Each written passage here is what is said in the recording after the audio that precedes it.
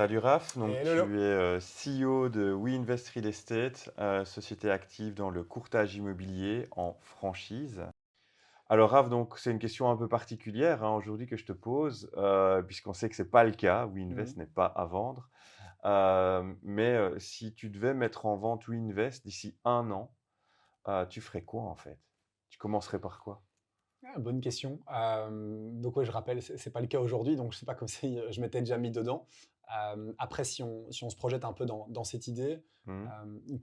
une première étape serait en fait déjà de se projeter réellement, dans cette hypothèse et de pouvoir en fait anticiper même le besoin du potentiel acquéreur. À Ouais. partir du moment où vous n'avez pas une vue, je pense, sur le qui serait l'acheteur, derrière, bah, en fait, c'est compliqué d'adapter, sans changer le modèle bien entendu, mais d'adapter aussi la boîte pour pouvoir lui plaire. Bah, parlons de WeInvest concrètement. Tu Mmh. penserais à qui tu pourrais vendre dans 1 an, par exemple? Tu peux vendre à Dans un un an, manager qui reprend la boîte, à un fonds financier? non, je pense que clairement, un manager en tant que tel, Tu pas forcément les moyens, hein, voilà, c'est un première peu chose. trop grand aujourd'hui.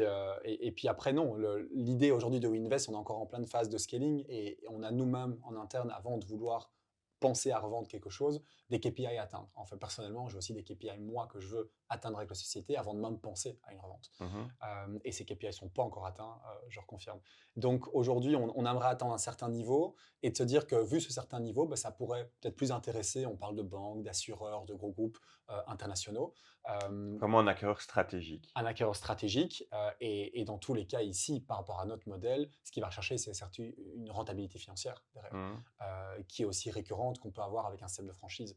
Donc, sachant ça, on va aussi tourner le modèle au-delà de l'expansion pure et de réinvestissement dans la croissance. On va travailler le modèle pour aller chercher cette rentabilité, Mmh. qui est importante, qui est clé pour tout business, déjà de un, mais d'autant plus si on sait que l'acquéreur potentiel derrière va chercher une récurrence dans de la rentabilité. Donc si je comprends en fait quelque part ici ton Mmh. message, pour une société, comme WeInvest où vous allez Mmh. d'office plutôt viser un acquéreur stratégique, Mmh. c'est de te mettre dans ses baskets, Exactement, ouais, savoir un peu ce qu'il cherche et de quelque part d'ajuster ta société c'est ça. à ses attentes. Ajuster, mais pas modifier le modèle. Donc, Ouais. c'est de pouvoir toujours garder cette ligne conductrice, cette seule chose qu'aujourd'hui, en tant que manager, dirigeant, on sait où on va, on sait pourquoi on le fait. Et se dire, OK, on sait que lui est là, lui voilà son intérêt, bah, en fait, je vais un peu me rapprocher.